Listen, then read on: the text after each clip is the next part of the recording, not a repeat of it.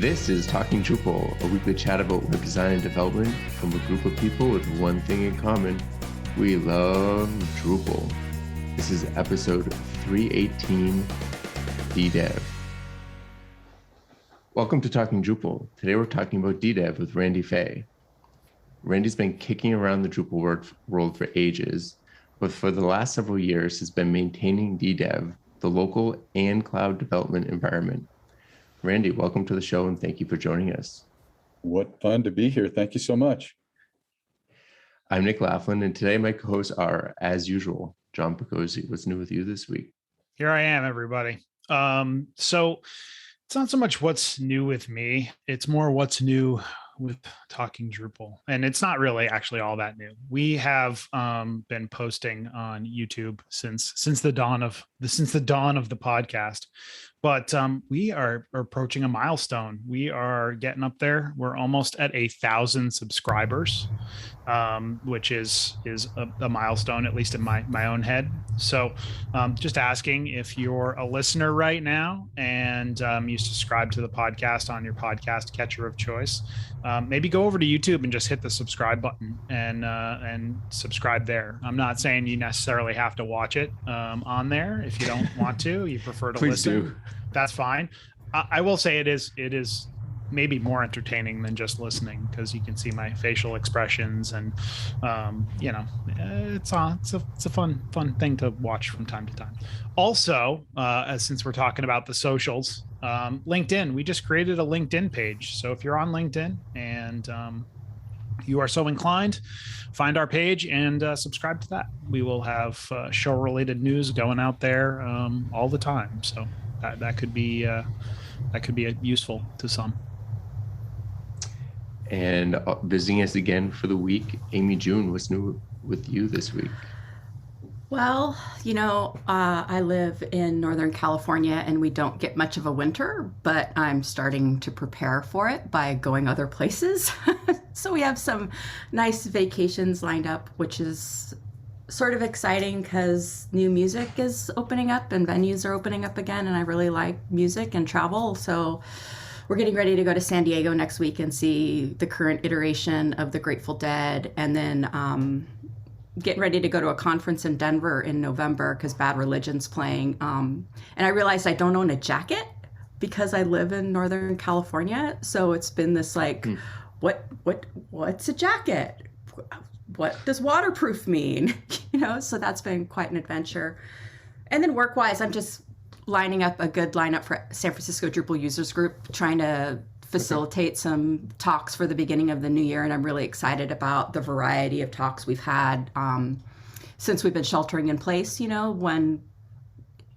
like really valuable thing that it's added quality content from people who wouldn't normally get to come to San Francisco to visit us. So that's been pretty exciting. So I want to make sure I get all of these people I want before we go back to in person.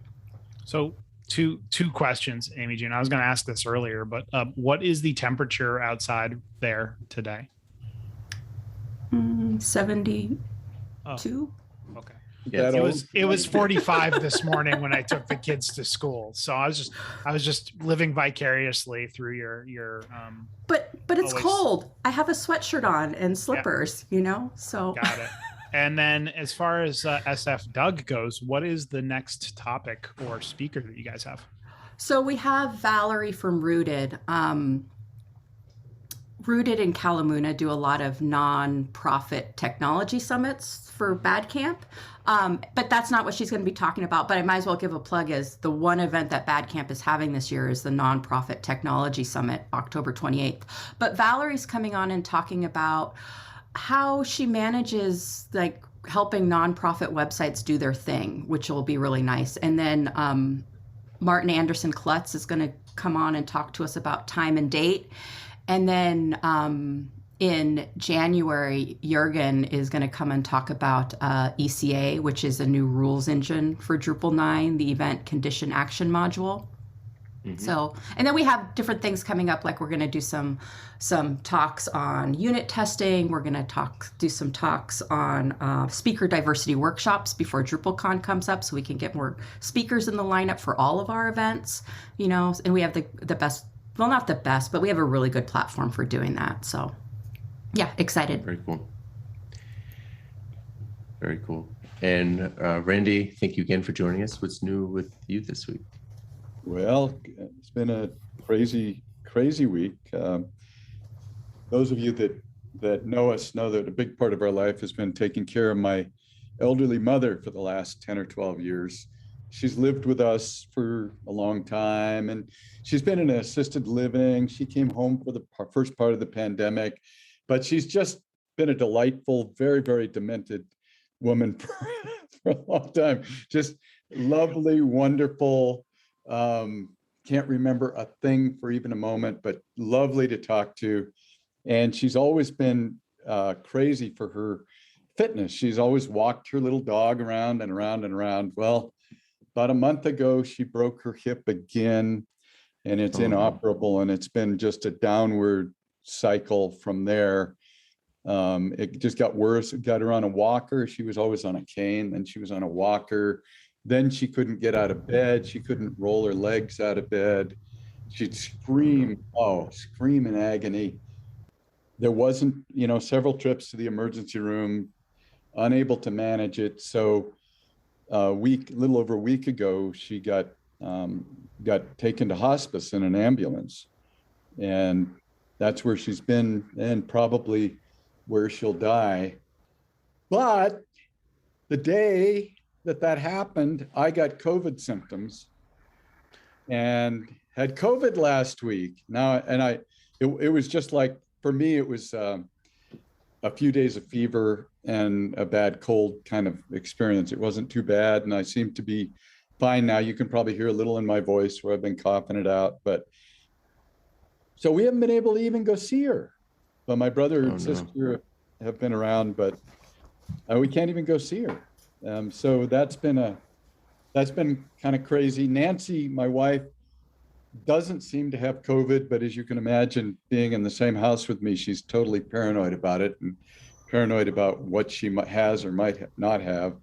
But well, hopefully I'll be able to go see Mom this week after I get through my quarantine period. I'm a little biased myself being a hospice nurse, but the hospice people are so wonderful when it comes to making sure that our loved ones have people with them and holding hands and things like that. So if she's anywhere, I think hospice is 100% the place to be. It's a great, great place. I hope, if I could hope anything in these last, whatever time this is, it would be that there would be some balance between her consciousness and her pain, because so far, the pain is so much that they're just basically drugging her down to the, and so the characteristic of her is she's very verbal. Even though she's very demented, she's very verbal. And so she's always delightful and wonderful.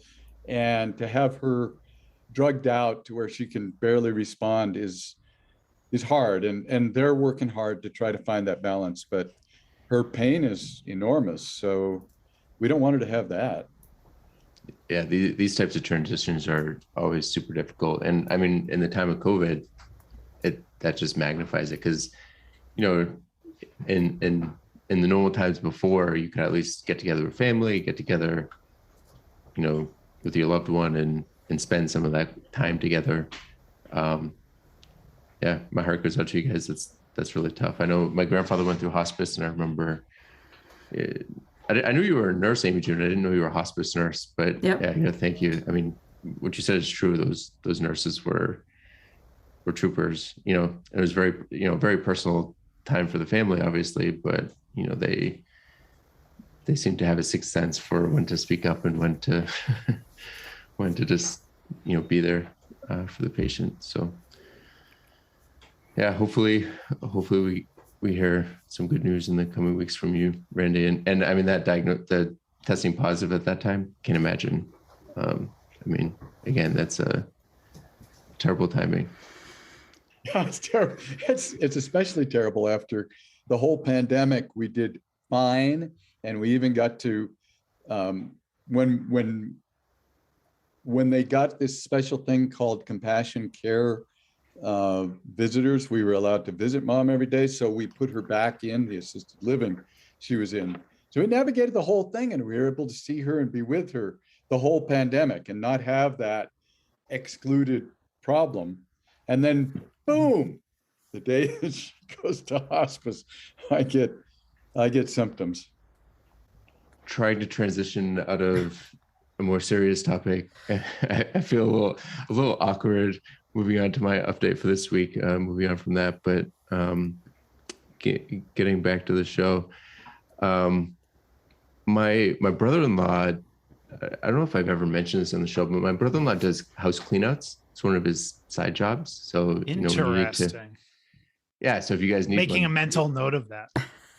Yeah. So he's always coming home with these really interesting things, and he sells some of the good stuff and then brings the rest of the dump or recycles it or sells it. But obviously I'm a pretty big Lego fan. He occasionally comes across, loose pieces or sets, and he always sets those aside for me. And this last week, he had a couple of, they were partially disassembled, but a couple of what looked like pretty complete sets. So I've been spending the last few days cleaning and sorting Lego sets and trying to do some detective work to find out which sets they belong to and how much is complete. So what's nice about Lego is they will send you missing pieces if you call them and say, hey, I'm missing Princess Leia's wig. They'll send you Princess Leia's wig. You don't even have to call them. They have an amazing search feature on their website, and you can literally buy any little tiny piece that you need. I had a Lego set. My son lost like one gray block, and I had the book because and I looked at the back of the book and was like, oh, there's the part number. Went and looked it up, ordered it. They literally sent one little tiny block in a package. I think the piece was like, 75 cents and the shipping was like $2. But yeah, it was great. Yeah, I use that feature quite a bit. I mean, I don't say I lost it if it's from a set like this, or if I actually lost it, I'll purchase them. But yeah, I mean, for viewers, that's where I got these about a week ago, that a bunch of Lego sheep. They're like $1.50 each. See, so if you're listening on the podcast, the audio right now, you could be watching on YouTube, and you can see Nick's sheep.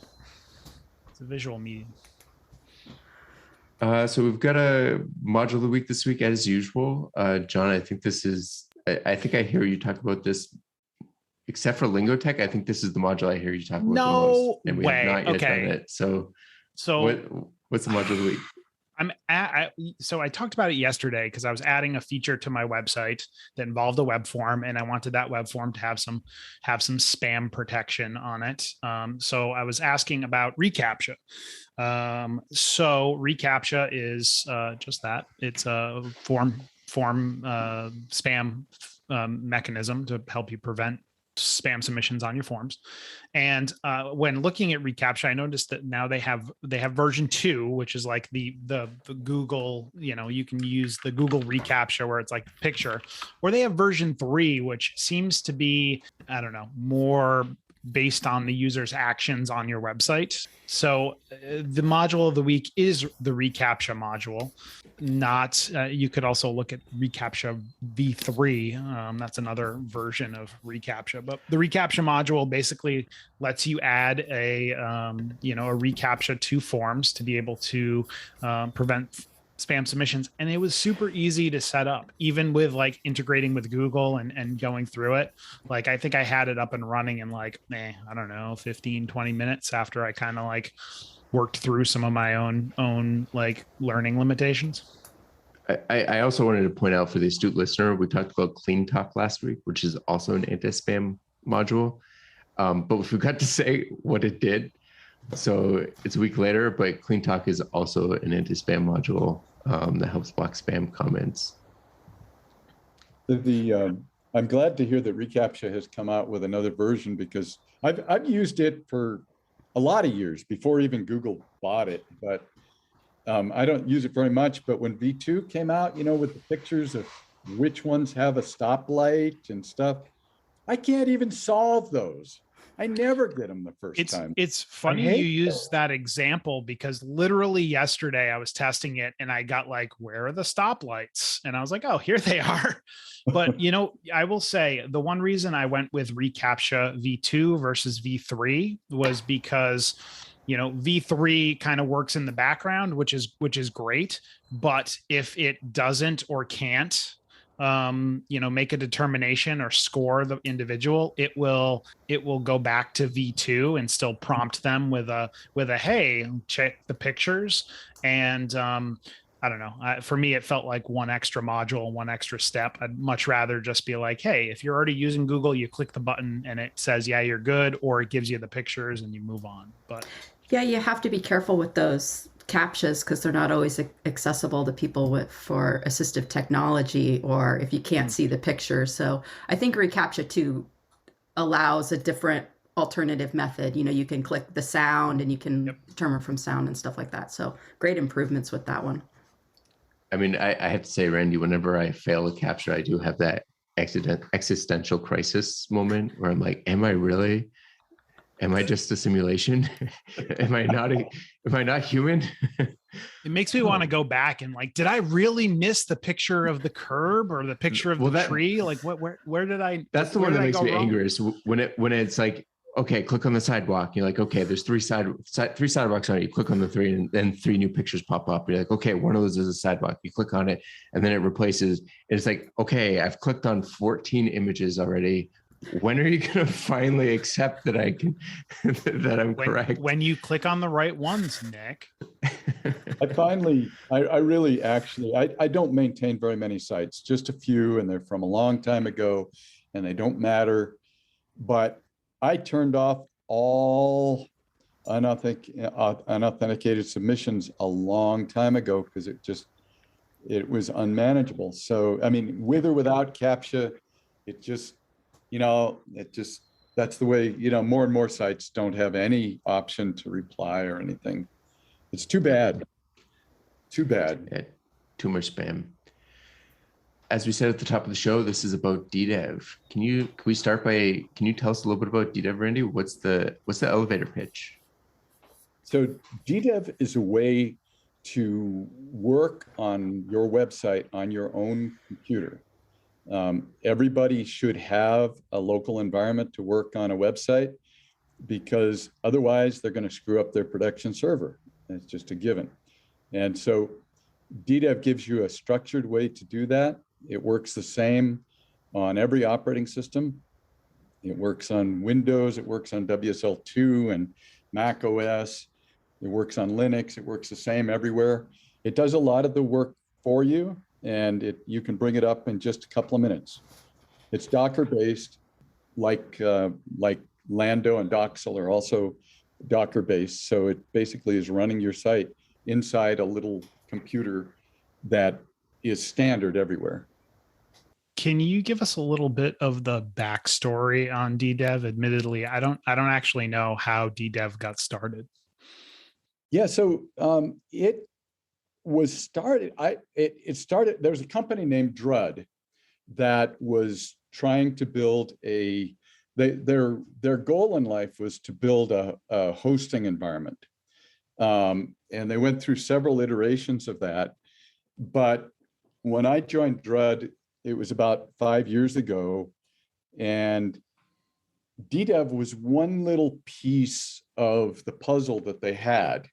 And the rest was a Kubernetes-based hosting environment. It was several generations before the one that you might have been familiar with when it got commercialized. That part, I've done so much hosting that hosting itself was kind of boring. I don't really, hosting is something I really know quite a lot about. I know a lot about Linux. I know a lot about, I've rolled my own, I've put up stuff and lots of things, but having yet another hosting product was not that interesting to me. But when I started realizing that with DDEV, the local development piece of this, that it could let me have a different PHP version and a different MySQL version or MariaDB version for every project. So I started realizing that even though I can set up a local environment myself just fine, I can do my own Nginx, I can do my own PHP, I can do my own MySQL. It all works. It does great. It works well on Mac. You can even do it on Windows. But it's hard when you're working on more than one project that has different requirements. So if you have different PHP versions and one of your old ones stuck on PHP 5.6 and a new one wants to be PHP 8, that's not very easy when you're just slinging Nginx and PHP on your local machine as is. And so that's when I became a convert to the whole DDEV Docker-based development environment idea, was when I realized that I could have different projects running at the same time that had completely different configurations. And so that's when I got hooked. So that ability to configure different projects differently sold me on the whole thing. And eventually, after I'd spent about a year working on various things, they basically let me work just on DDEV. And so for the remaining years of the company Dread's life, they sponsored me without really any requirements. Basically, they paid me a salary to just work on DDEV, to just maintain DDEV. It was incredibly generous.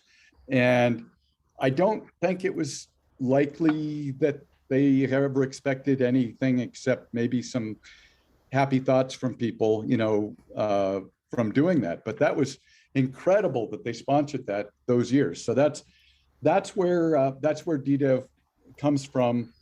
And because of community support and just community involvement, it's just been growing all these years. So it's about 5 years old now. And was it, when it first started, was it an internal tool that they were using, or was it always like a planned to be like a kind of an open source local development environment? Well, the whole thing was pretty immature at that early time, but it was basically all one.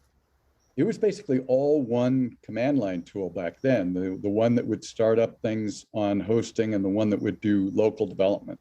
So I think the idea was that it would be an integrated local development and hosting tool, but it didn't.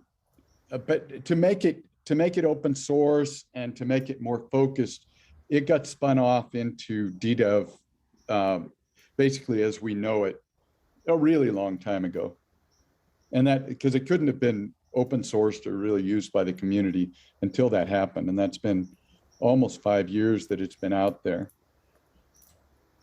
So I'm fairly new to web development. Like, I think today is my 6-year Drupal anniversary. When I first grew up doing web development, I started with Lando because I worked for the folks at Calamuna. And then now I work for a shop that uses Doxel just because we have a maintainer in Doxel. What makes DDEV different than those other local tools? So I think that the key thing is probably, well, I have lots and lots and lots of answers, but I'll try to be short. There's a lot of finish level in DDEV. So with DDEV, you get built-in trusted HTTPS. DDEV will create your settings files for you. So if you're starting out a Drupal project, you just do a DDEV config and a DDEV start, and it already works. You don't have to do any settings files by default. The performance, I think, is the overall best performance you'll get anywhere, especially now in the latest version with mutagen integrated. DDEV has database snapshots, so you can be working on a migration and snapshot your existing situation and then work some more and then just restore that snapshot to start back over on that. DDEV has Xdebug built in by default, no configuration required. It's just there. It also has profiling support like XHProf and those kind of things. And it has explicit support for a lot more than just Drupal. So it has explicit support for the other things you might be working on, like Typo3 or WordPress or Magento or Laravel or Backdrop. So the community has been putting its input into what's important in DDEV for a lot of years now, and those get to get put in. You know, it's we've made a lot of progress. And another thing I had already mentioned is that DDEV works the same on every platform. It's tested. It's tested through CI. Several hours of testing go into every push on every platform. So it gets tested on Windows and WSL2 just the same as it gets tested on macOS and Linux. If I wanted to test out DDEV, like, could I run it with other Docker or alongside other Docker-based tools? Would it conflict with those tools at all? That's a great question. Actually, Amy June made a big contribution to how that works some years ago at DrupalCon Denver. But the answer is, I think everything works fine with all of them alongside. I know you can turn them off. And if you do a Lando power off, then DDEV will work fine. And if you do a DDEV power off, then Lando will work fine. But both Lando and Drupal also are very careful not to step on each other's settings files. And DDEV got more careful about that one time when Amy June and I were working on something, and she had a project that was running Lando, and I said, here, we'll just do this. It won't do any harm. We just do it and it'll work. And after we did it, it didn't work in Lando because the settings files did not protect against it being in the Lando context. So I think both Lando and DDEV check context before they include any generated PHP files. But in general, people go back and forth all the time with all three of these environments and do well. Because some people like one, but their project is officially using the other, that kind of thing. So it should work fine. And remember that all three of those are Docker based. So at the core, they should be using separate containers that have nothing to do with each other. I guess the one thing is Lando's always trying to install its own version of Docker, sorry. Lando's always trying to install its own version of Docker. And if you know how to avoid that, you click the advanced settings on the installer, then you can avoid that. But that's one of the that's one of the problematic things, is that Lando, if you're not paying attention, might install its own version of Docker.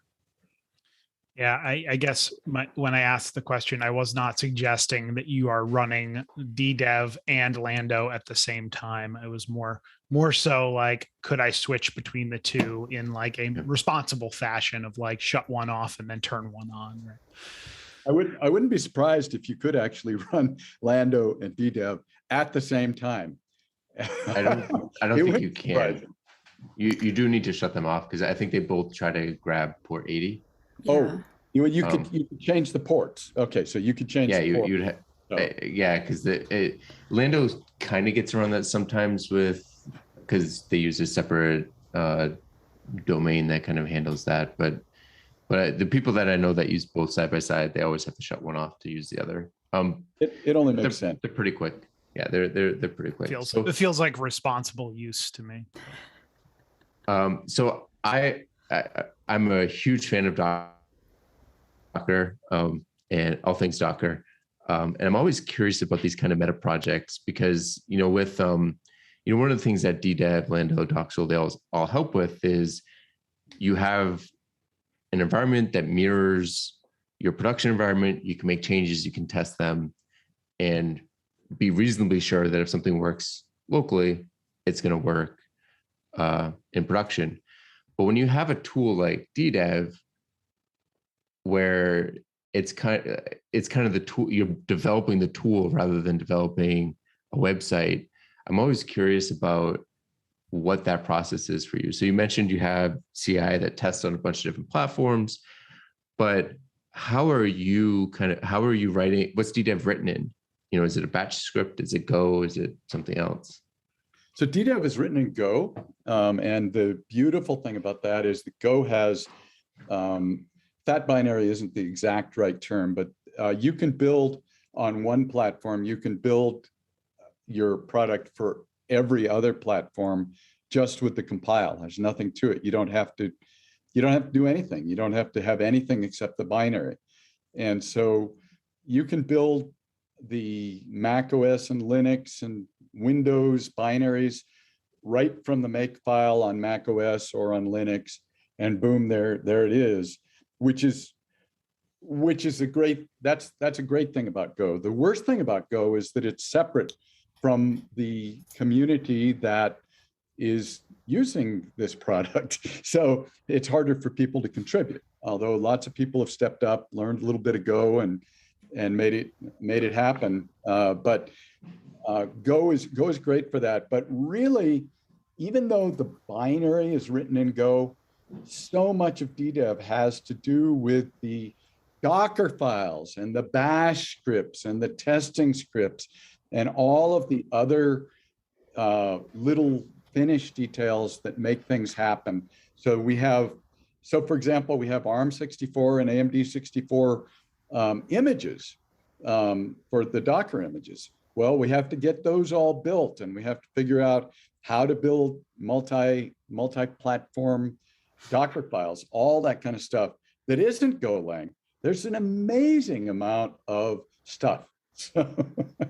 Do you maintain those images or images yourself? Like, do you have a library? Okay. Yeah. The official images are maintained by me, and there's official images for every version of DDEV, and they're all derived from something upstream. But the whole thing about managing for ARM64 and AMD64, so that, well, I should have mentioned earlier, one distinctive thing about DDEV is it's had explicit Mac M1 support, native Mac M1 support since like a month after the M1 came out.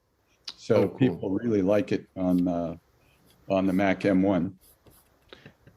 So you mentioned contributing to DDEV. How many people would you say are kind of on the DDEV team actively contributing? Well, the DDEV team is me. The community is a lot bigger. What's that? It's a team of one. It's a team of one. There's a community, and the community is very active. The DDEV channel on Drupal Slack is very active. On Typo3 Slack is very active. If you look at the GitHub contributions graph, it's 200 or 300 different contributors. It's a lot. Oh, wow. Yeah. So it's good. I wish that Golang and the internals were more accessible to the PHP communities that we serve, but here we are. It works. It's good. Life is good. So I know Nick uses Docker for stuff other than web development. I can't say that I do. I'm wondering, Randy, do you use Docker for things other than web development? Well, mostly I use it. Mostly I don't do web development. So mostly I do DDEV development. And that means testing a lot of web development environments, spinning up lots of sites and that kind of thing. But my web development chops are pretty sad right now. I just maintain, like I said, I maintain a few little sites and that's about it. And I try to help people out with trouble that they come up against. And a lot of times with Drupal trouble, I'll recognize the trouble because it's been the same trouble for 15 years, but I use Docker for lots of things. So when somebody has a problem with just Ubuntu, I'll typically just run an Ubuntu container and see what happens. It's a lot faster than spinning up a VM. And of course I use Docker for all stages of the build process. So the actual Go build for DDEV is actually done with a Dockerized Golang container. And that means that no matter what, the build is the same everywhere. And that's a great use of Docker, is to standardize build processes. So I guess standardizing build processes is a great answer to that. Do you run, is your local machine Mac or Linux? Well, right now I'm running Mac M1, and the main reason I'm on Mac right now is because the biggest feature in the latest version of DDEV is the mutagen feature, which is incredible performance enhancement on Mac. You've probably heard people grumble about Docker-based environments on Mac and how the web serving is slow. And mutagen speeds that up by a lot. And it's going very well. But I try to use what's the most likely needy support thing most of the time. And right now it's Mac. So I want to experience things before other people do. But I consider myself perfectly at home in Linux and on Windows, although I try to encourage people on Windows to use WSL2, which is essentially Linux. It is Linux. So, I try to go back and forth because I try to be as comfortable as I can supporting everybody on their own platform. And I don't have anything bad to say about any of the platforms. I will say the soundbite there is going to be from Nick that Macs are needy. There's no agenda here. No, I always appreciated you at Contrib Days, Randy, because you did have that extensive knowledge of all of the different platforms that people were using, which was super handy. Because if someone was to come into one of my contribution trainings with a Windows machine, I'd be like, well, I don't know what to tell you. But if you were there, you were able to help them out a lot. So I want to shift to a listener question. Mark Van Gend asked and says, I'd love to hear about the current state of the project. Given the change of ownership, is it healthy financially? It's a great question, and one that's near and dear to my heart. So probably most of you know that the company that sponsored DDEV all these years went poof in March or April or something like that. It's the standard story. Doesn't make enough money. Investors get tired of it. They shut it down. It's just standard story. But there was no reason for DDEV to stop. So it's been maintained at the exact same velocity. The question of the financial side of things is slightly more complicated because DDEV is a trademark that was owned by the company Drud, and the company Fruition bought their assets. And Fruition, their basic goal with the assets is to do something ongoing with that hosting environment that DDEV Live was becoming. And Fruition's been very generous about not yanking the trademark or anything like that, but their focus is on that hosting stuff. So we've been talking carefully about how to do the trademark thing, and the answer is probably just going to be Fruition gets acknowledged as the owner of the trademark, and thank you very much, and thumbs up for Fruition kind of thing. But I have started a nonprofit foundation called the Local Dev Foundation, and the purpose and it has a bank account, it has an EIN, it has a DUNS number, and it has a Apple account, all those kinds of things. And the goal there is to make it so that we can reach toward financial sustainability, because I know everybody in the community wants that. They want to know, can we count on this being there next year? And they also want to know, how can we support it? So now that v1.18 is out of DDEV, that's my top priority. And there's an open issue for it, clarify DDEV governance and provide a way for orgs and individuals to contribute financially. So working very hard on making sure that people can contribute and that DDEV can have a financially sustainable future. This transition from where you were and where you are now, how has your numbers changed? Like not only the users, but people contributing?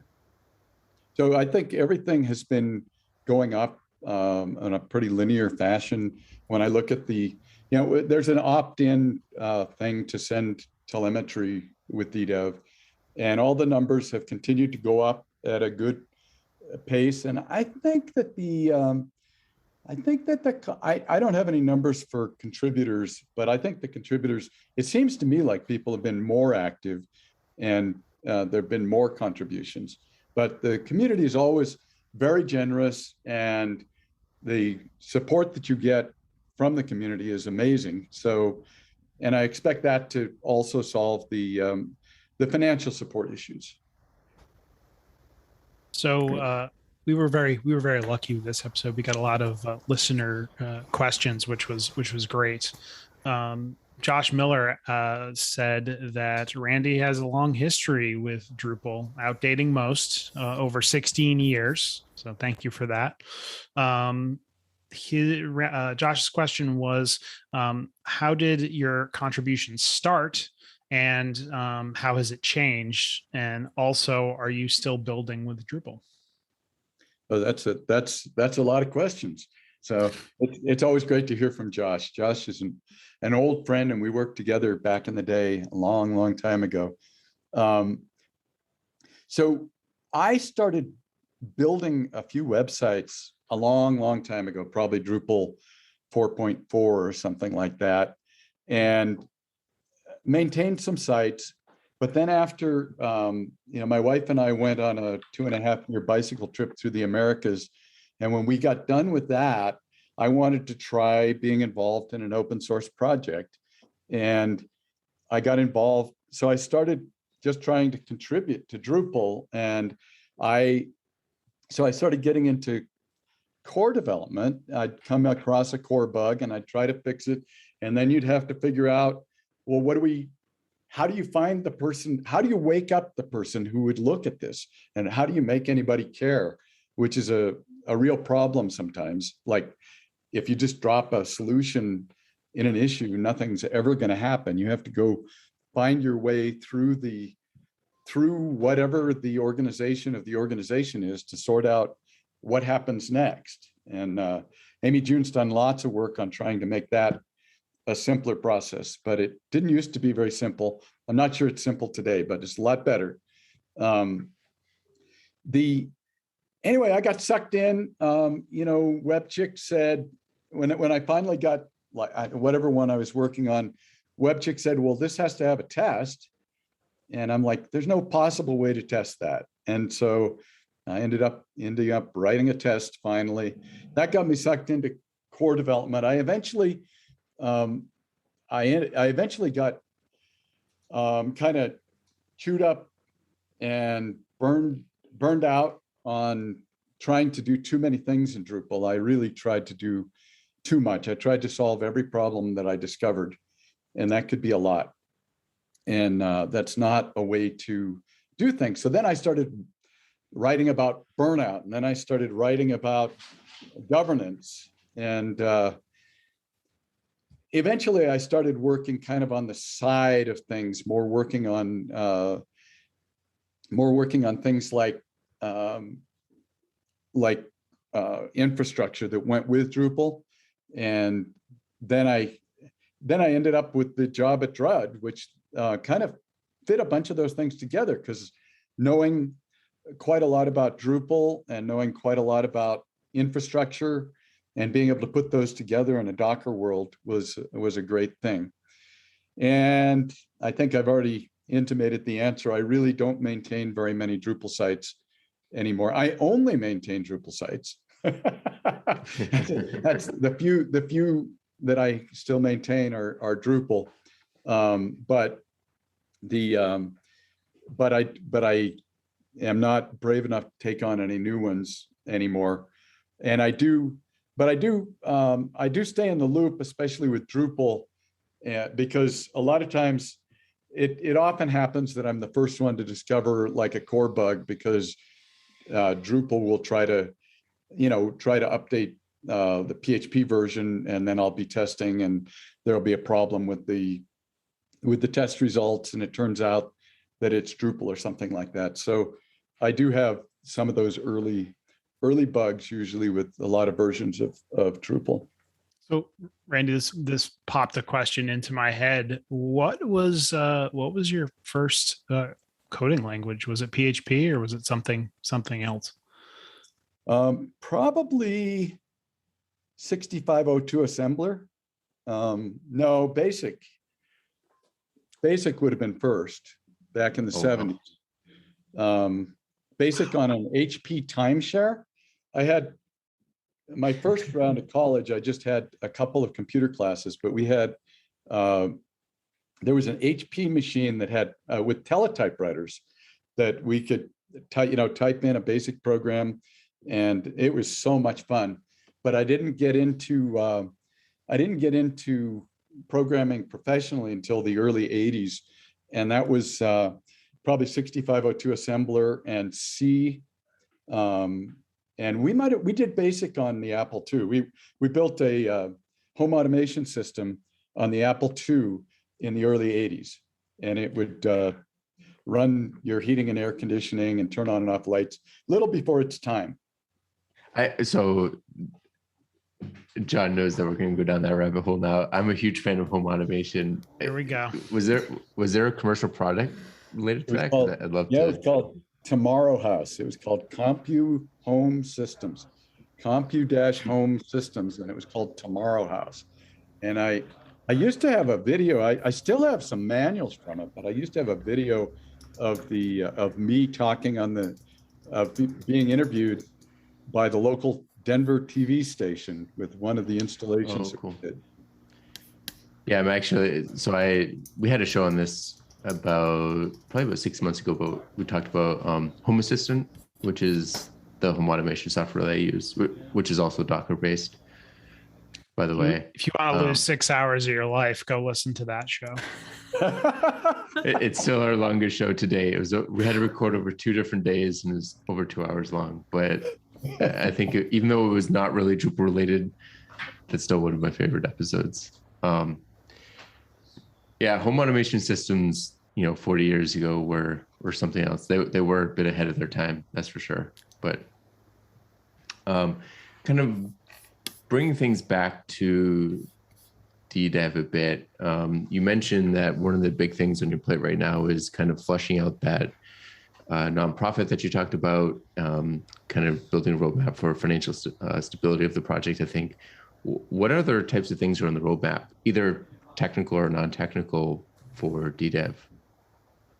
So there's always an enormous amount of stuff going on behind the scenes, the build system and the testing, and keeping that stuff running and maintainable, or at least maintainable by me, those kind of things. So that if you look at the v1.19 milestone on GitHub, there's a lot of stuff there.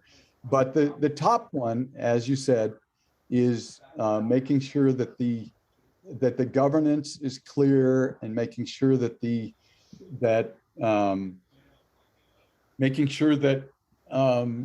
that people can contribute, and getting a advisory group together and those kinds of things. The web-based development is a big initiative. You probably know about DrupalPod and DDEV Gitpod. DrupalPod is a very Drupal.org specific way of running DDEV to solve issues on the Drupal project or on contributed projects. And that's a way to actually run DDEV in the cloud. It uses Gitpod.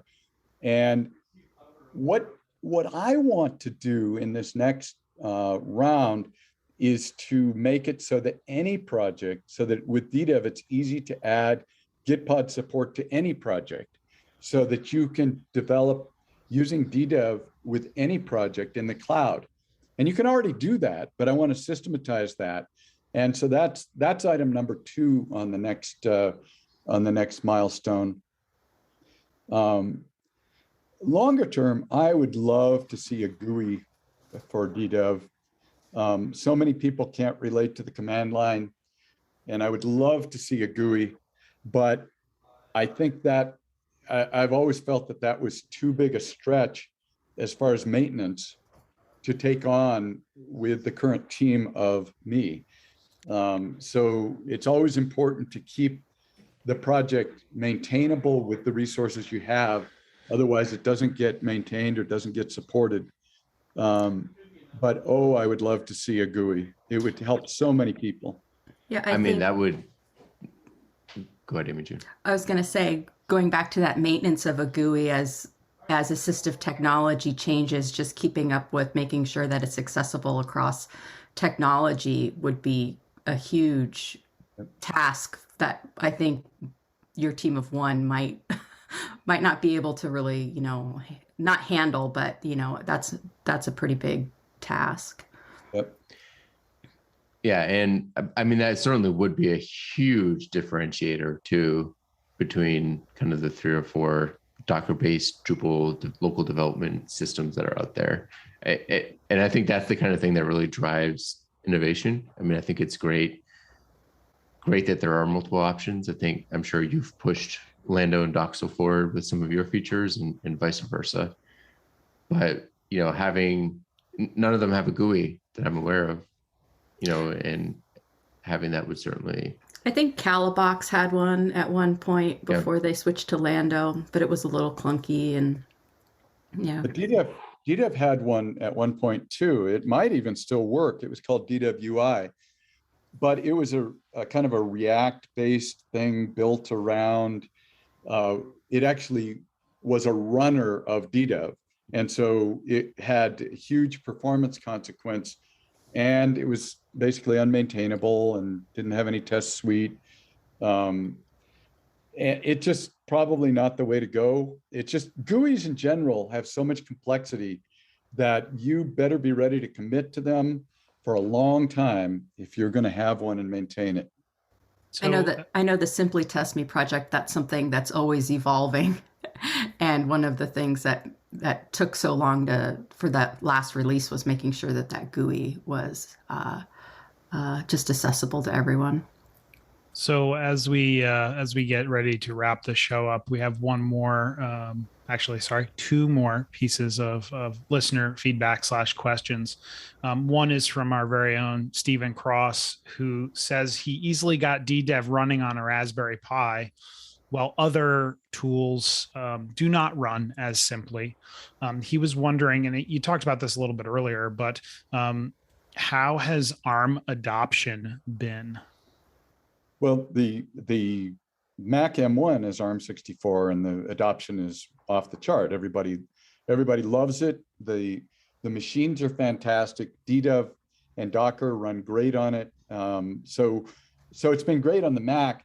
But there is some level of adoption in the Windows world with the is it the Surface Pro that's ARM64? So we have a number of contributors. Actually, the contributor who worked to make all of our images work on ARM64, he did an incredible. Dennis Ameling is his name. He did incredible work. Working through getting ARM64 images all built for DDEV and making sure that we could solve the enormous number of problems that are required to do that. And that stuff was ready long before the M1 came out. And he was using it on his Surface Pro with ARM64. So there's a few people using it in other places than the M1, but mostly on the M1. And it mostly just works out. Most things work the same. Some things not. For example, there's no MySQL packages for ARM64. I'm struggling with that right now because I'm trying to make it so that we can support MySQL as opposed to just MariaDB on DDEV on M1. So as a follow-up to that question, you already kind of answered this in reference to the M1 chips. Josh was asking if Docker will ever work on these new powerful processors, and if we are going to see any Docker performance improvements for the M1 and now the new chips that Apple released yesterday. So Docker actually works really, really well on the M1 on ARM64.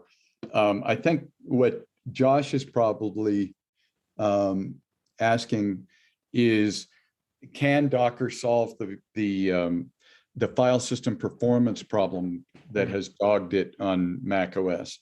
And Docker has spent enormous amount of effort and time on that. DDEV and Docker last year spent quite a bit of time trying to implement mutagen into their product, into Docker Desktop. And a lot of people really liked it, but I think it was clear to them that they were going to have an infinite number of support problems that would be infinitely unsolvable if they integrated that. Now, DDEV, though, in the latest release, just a month or so ago, came out with direct mutagen integration, which makes that whole problem go away. And DDEV with mutagen is almost as fast as native Linux Docker.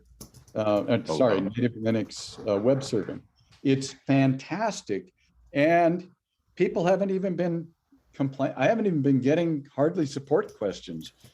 People haven't been having trouble, which is shocking.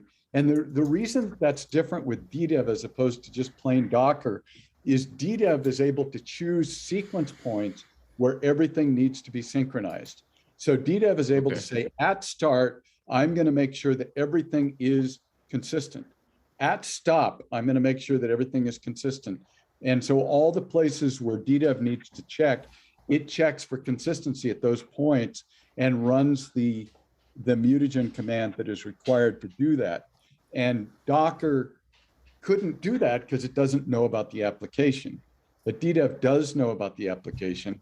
And I'm a little taken aback at how happy people are with it and how little trouble they're having. I'm really surprised how little trouble they're having. So to dive in there a little bit, you're saying that the performance improvement is because you're essentially able to control when file system updates are kind of sent back and forth between Docker. That's a good description. Basically, mutagen does the file system updates asynchronously. So by default, what happens is if something changes on the host, then mutagen will go change it in the container. If something changes in the container, mutagen will go change it on the host. So that process, though, is not very predictable. And so at certain times, you have to make sure that it's all done. And that's what DDEV does, is make sure that it's all done.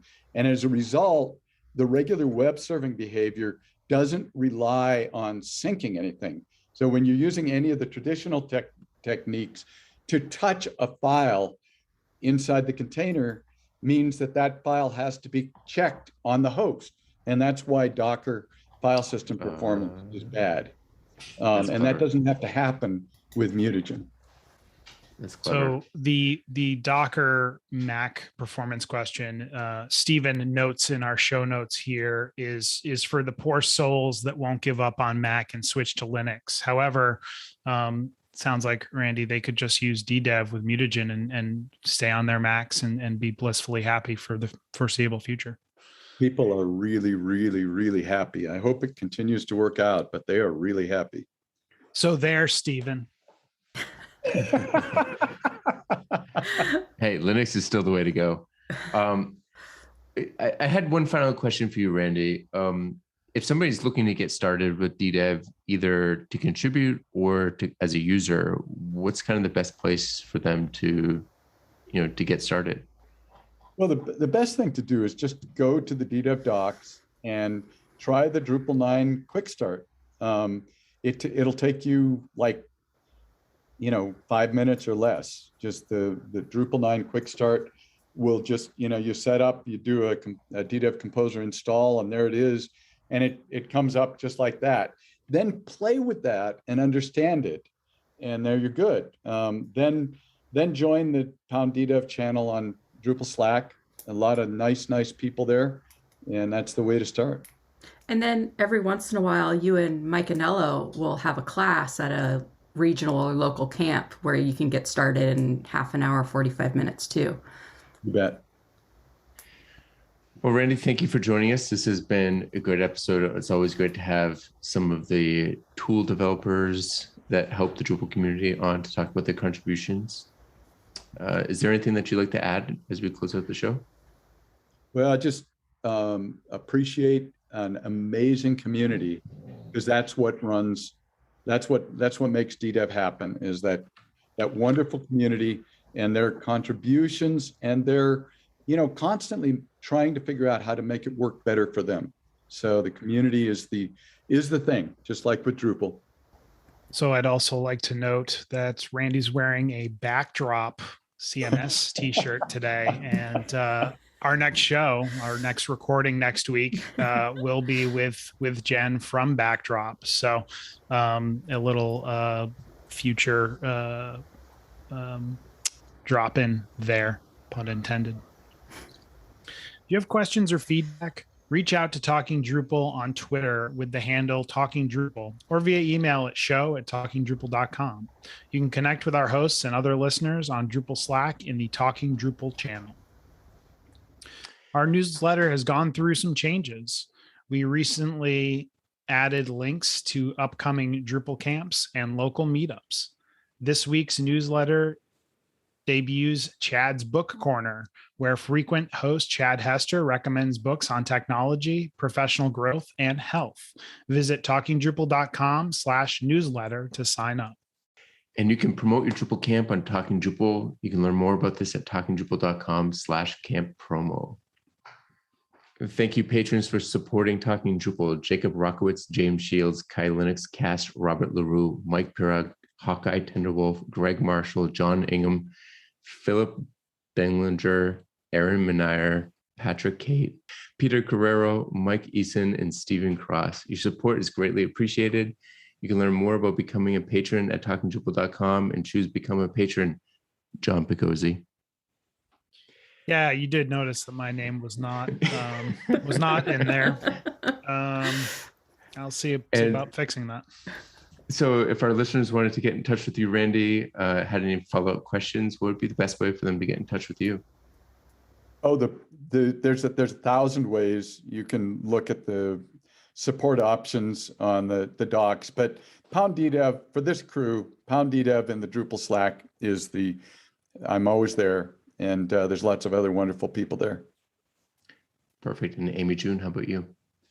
Folks can get a hold of me with the name Volkswagen Chick, VOLKSWAGENCHICK, and that's on Twitter, on LinkedIn, across all the appropriate Slack spaces. John, how about you? You can find me on all the major social networks at John Picozzi, as well as Drupal.org, and you can find out about EPAM and all the wonderful jobs we have at epam.com. And you can reach me pretty much everywhere at Nixvan, NICXVAN. If you've enjoyed listening, we've enjoyed talking. See you guys next week. Have a good one.